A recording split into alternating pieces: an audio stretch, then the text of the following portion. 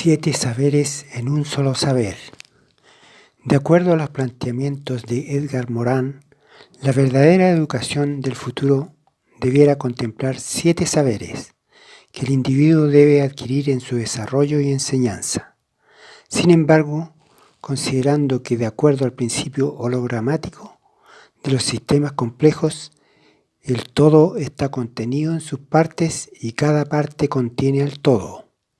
Entonces, así como debe existir varios saberes que contengan a un saber universal, un solo saber debiera contener todos los saberes.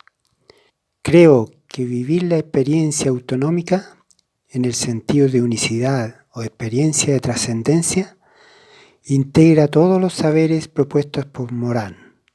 Durante el desarrollo de la experiencia, el individuo va tomando conciencia de los diversos saberes. Sin que vaya persiguiendo esos objetivos, siente que está aprendiéndolos. En el recorrido del ciclo evolutivo y por las diversas realidades de aprendizaje de inmersión virtual autoorganizativo, se experimentan cambios de percepción que facilitan la transformación de la conciencia, tanto por la transmisión del conocimiento del educador como por la emergencia de la sabiduría interior del educando.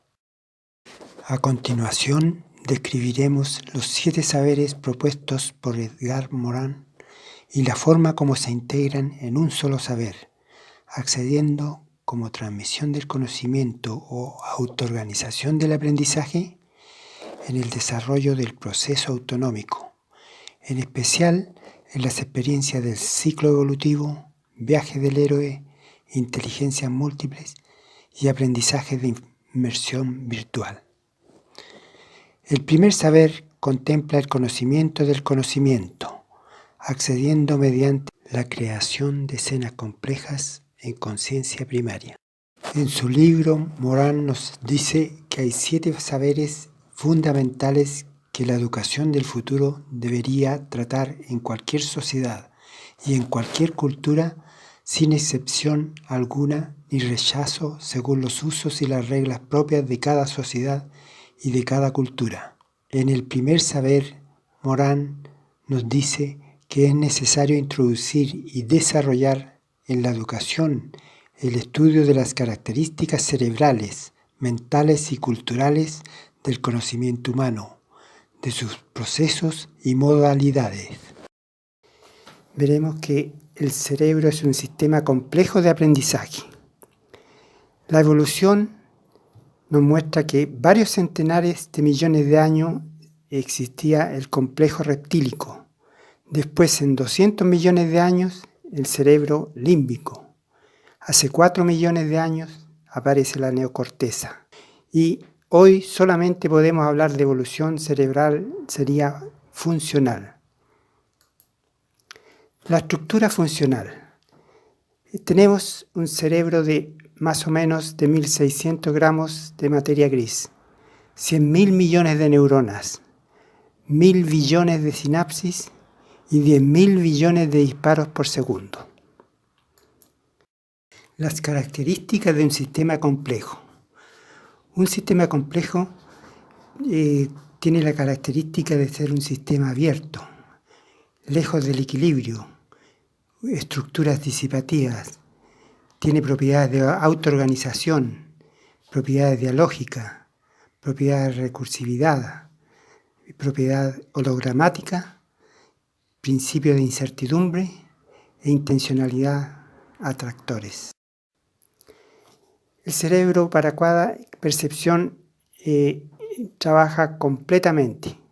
La intención y la atención, el lóbulo frontal, el lóbulo occipital, la visualización y la imaginación, el lóbulo parietal, la sensación, el temporal, reconocimientos y el cerebelo, la emoción. ¿Qué ocurre en un instante de conciencia? Según Benjamín Libet y Francisco Varela, normalmente pensamos que estamos en un estado de conciencia continua y aparente. Sin embargo, en estudios profundos a niveles de microsegundos se comprueba que son estados de conciencia discontinua real, como colapsos de función de onda que dice Amit Goswami. Estos estados de conciencia discontinua pueden analizarse tomando qué ocurre en un instante de conciencia. En milésimas de segundo, en 720 milésimas de segundo, ocurren 4 etapas. Una intención de la imagen atractor, un reconocimiento de la memoria, una sincronización del cuerpo, la mente y la respuesta consciente. Entre el inicio del estímulo en la corteza y la sensación pura transcurre medio segundo. Los sistemas instalados en el cerebro trabajan por sí solos, automáticamente, y concluyen su trabajo medio segundo antes que la información procesada alcance nuestra conciencia. Gazzanilla. La conciencia superior, el ser humano autorreflexivo, predomina el lenguaje verbal. Y la conciencia primaria, todos los organismos vertebrados, el lenguaje no verbal. En la conciencia superior, Gerald Edelman, Premio Nobel de Biología, señala que en la conciencia superior se considera el pasado, el futuro y el presente. En cambio, en la conciencia primaria solamente existe el presente. Y el 98% de la actividad cerebral sería inconsciente en la conciencia primaria. La estructura de la conciencia, o multicapas. Tenemos dentro de la conciencia superior ordinaria, estaría la conciencia sensorial superior y la conciencia personal biográfica. En cambio, en la conciencia primaria tendríamos la conciencia sensorial primaria, perinatal, transpersonal, arquetípica y cuántica compleja holística, donde en esta conciencia primaria no hay limitaciones de identidad y espacio temporales. El segundo saber debe contener un conocimiento de lo global, de sus partes y del contexto del conjunto, accediendo mediante el aprendizaje de inmersión virtual. Así, por ejemplo, una de las prácticas de aprendizaje de inmersión virtual podría contemplar aisladamente disciplinas como el arte, la física, botánica y aerodinámica, y que al final se relacionen en un solo conjunto, que comprende las relaciones de una visión integral y holística del conocimiento de estas disciplinas. En este segundo saber, Morán plantea que es necesario enseñar los métodos que permitan aprender las relaciones mutuas y las influencias recíprocas entre las partes y el todo en un mundo complejo. El estudio de la mente y la conciencia puede abordarse de 2 formas. En la forma reduccionista, poseemos un conocimiento sustancial acerca de la estructura y función de las neuronas y que les hacen hacer lo que mejor hacen, disparar o implicarse en pautas de excitación. Antonio Damasio. Por otro lado, el estudio puede hacerse como un sistema complejo, sistemas dinámicos no lineales, de forma global. Los secretos elementales de la mente residen en la interacción de pautas de disparo generadas por muchos circuitos neuronales, local y globalmente, momento a momento, dentro del cerebro de un organismo vivo. Antonio Damasio. Podemos ver algunas prácticas donde se percibe la visión reduccionista respecto de la visión de la complejidad. Finalmente veía árboles muy altos, de troncos café, todo tan denso que no podía ver más allá. Me acerqué a uno de ellos, sentía su energía. Él solo existía y no tenía expectativas de nada. Como águila me vi volando desde un cerro y abajo veía bosques y ríos totalmente desconocidos. Atravesaba bosques y ríos, los sentía por la diferencia de ruidos, y luego la selva, muy tupida, oscura, húmeda, sobrecogedora. No sentí miedo, pero sí frío, soledad, tranquilidad. El tercer saber, conocer la identidad propia y común a los demás, accediendo mediante el ciclo evolutivo. En este tercer saber, Morán nos hace saber que es posible reconocer la unidad y la complejidad humana reuniendo y organizando conocimientos dispersos en las ciencias de la naturaleza, en las ciencias humanas, la literatura y la filosofía, y mostrar la unión indisoluble entre la unidad y la diversidad de todo lo que es humano. Carl Sagan, en su calendario cósmico, comprime los 15.000 millones de años equivalentes a un periodo de un solo año. Cada mes representa a 1.250 millones de años, cada día 40 millones de años, cada minuto 30.000 años y cada segundo 500 años.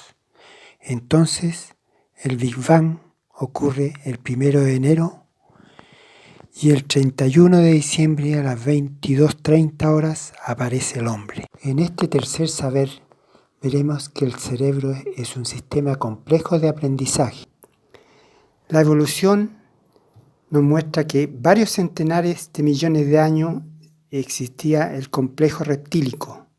Después, en 200 millones de años, el cerebro límbico. Hace 4 millones de años aparece la neocorteza.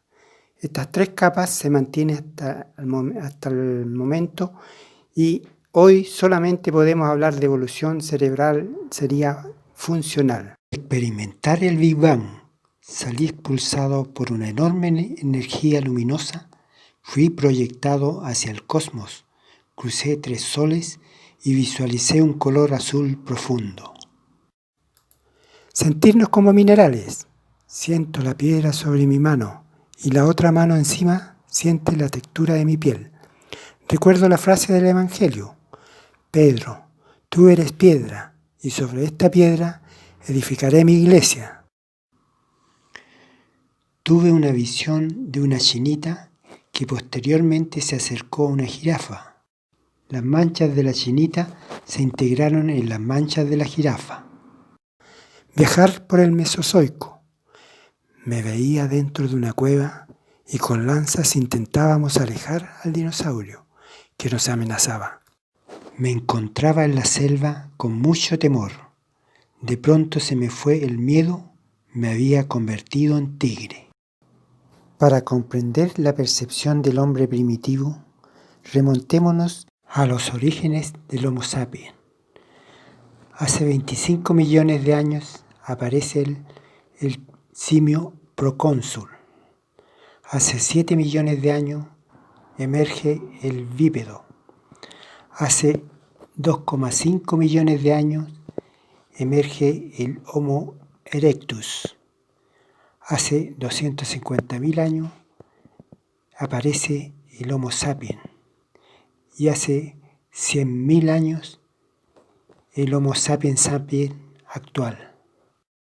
Hace 40.000 años aparece el arte rupestre en la cultura auriñaciense, gravetiense, solutrense y magdaleniense. Existen varias hipótesis sobre el significado de los símbolos y figuras rupestres plasmadas en las rocas de la época del Paleolítico. Existen símbolos con grupos de animales, animales individuales, figuras antropomórficas, manos negativos de las manos y otras figuras. La primera hipótesis de John Alverson del arte por el arte sería que el arte se hizo para agradar y decorar, como decía Paul Van. Aquí vemos una figura de un bisonte hecho en la caverna por los primitivos del Paleolítico. Al lado vemos la evolución de los dibujos de Picasso del bisonte. Una vez Picasso saliendo de la caverna dijo que él había inventado nada después de ver las pinturas rupestres. Esta hipótesis es rechazada pues las representaciones de caballos, bisontes y otros animales aparecen como un solo individuo o a veces como grupos, raramente en un escenario naturalista, y las imágenes solitarias están fuera de contexto.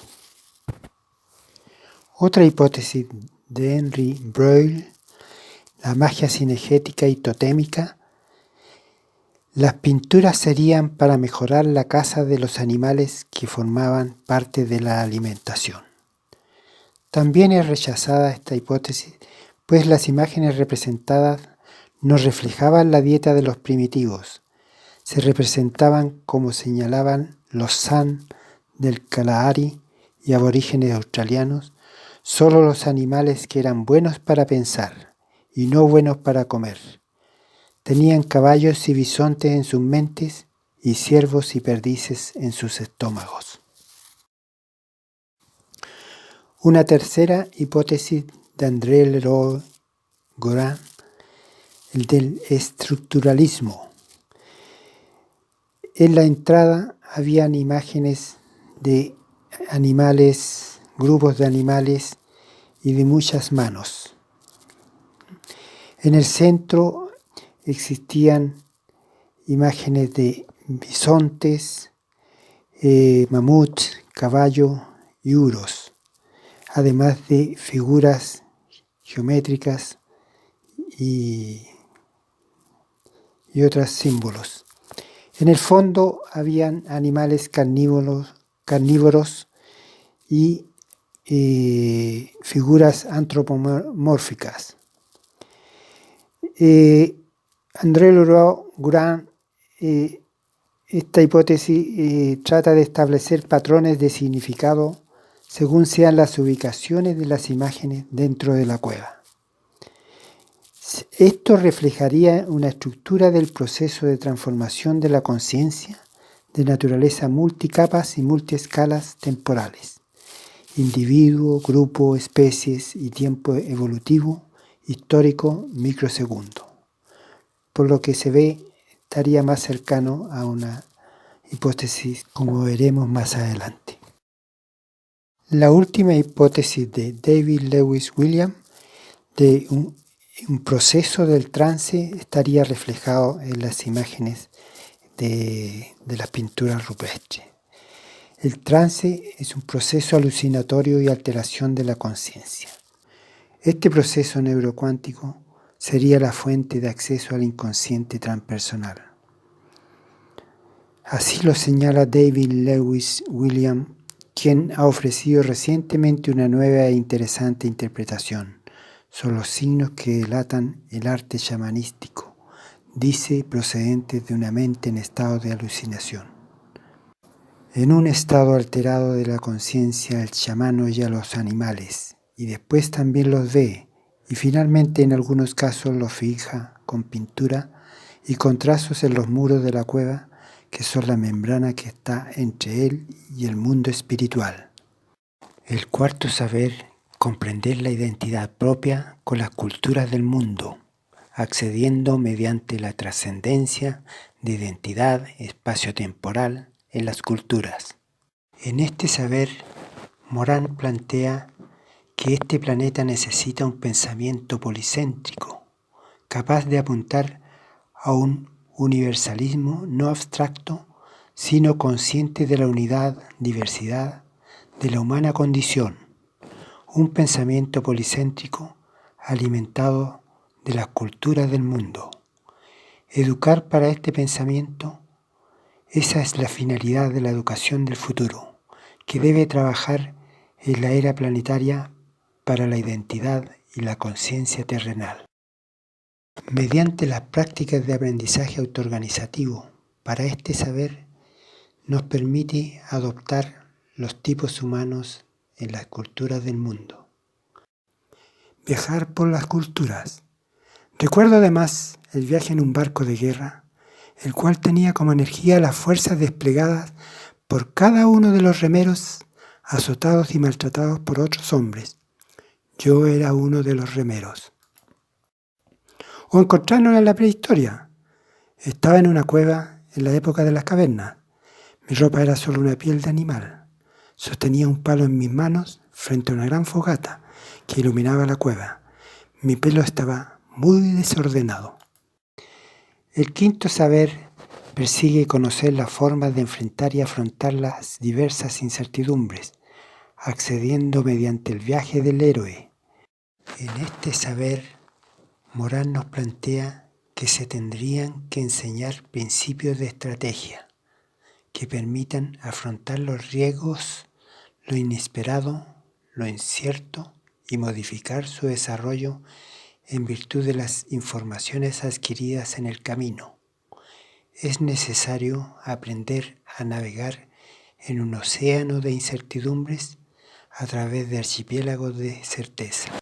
Las prácticas de aprendizaje autoorganizativo de este saber nos permite tener enfrentamientos a riesgos de supervivencia en el desierto, en las montañas, en las selvas, en la Antártida.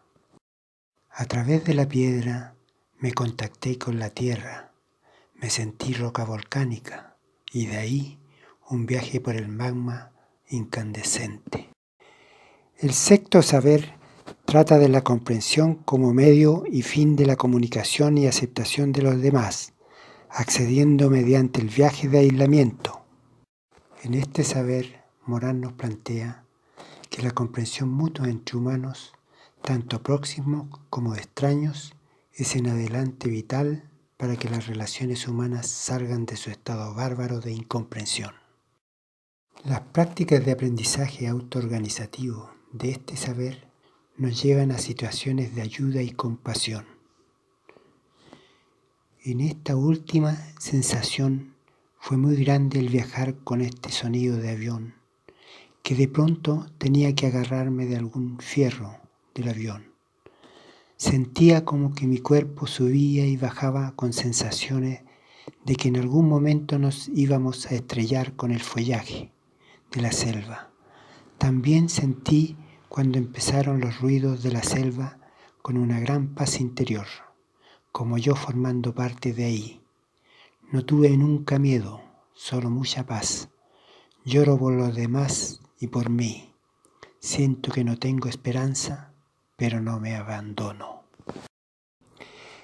El séptimo saber es atingente a la ética como individuo, sociedad y especie, accediendo mediante el viaje ecológico.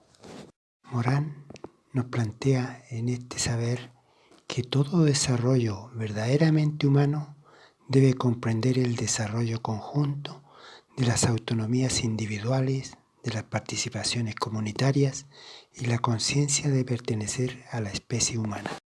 Por último, las prácticas de aprendizaje autoorganizativo como una ética ecológica es el resultado del acceso a la experiencia de unicidad con otras personas o seres del reino animal, vegetal o mineral y de identificación plena con la totalidad del universo. Conduce a un aumento sustancial de la capacidad de amor y tolerancia de los demás, con una consecuente apreciación del sentido ecológico, como formando parte primordial en nuestra forma de vida.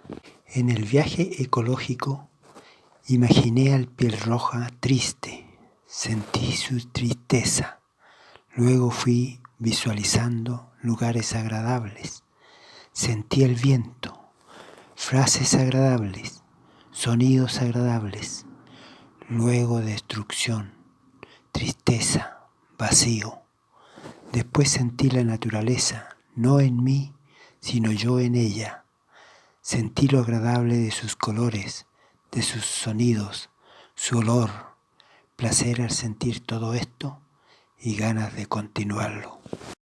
Y de pronto llegamos a una nueva educación, una educación que contiene una parte de transmisión del conocer y otra parte de autoorganización del saber. El aprendizaje de autoorganización de inmersión virtual sin equipos en proceso de memorización y comprensión súbita a través del acceso directo a temas de enseñanza, como observador participante. Esto se encuentra en el libro Metaaprendizaje y la educación del futuro, el universo en una sala de clases.